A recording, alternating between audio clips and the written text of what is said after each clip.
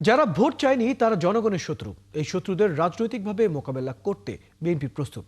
জাতীয়তাবাদী দলের সেই শক্তি আছে, একথা বলেছেন বিএনপি চেয়ারপারসনের উপদেষ্টা জয়নুল আবেদিন ফারুক।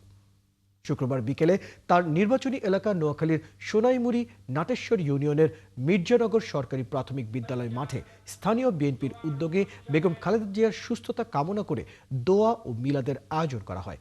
সেখানে উপস্থিত হয়ে তিনি এসব কথা বলেন। এ সময় স্থানীয় বিএনপি ও এর বিভিন্ন অঙ্গ সংগঠনের নেতৃবৃন্দ উপস্থিত ছিলেন।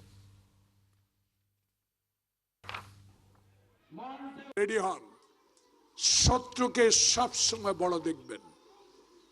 মায়েদেরকে কাজে লাগা দেন, শিক্ষিত মাদেরকে নামিয়ে দেন, কারণ যারা ভোট চায় নাই তারা আপনাদের শত্রু।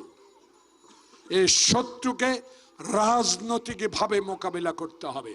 ইনশাআল্লাহ বিএনপির সেই শক্তি আছে।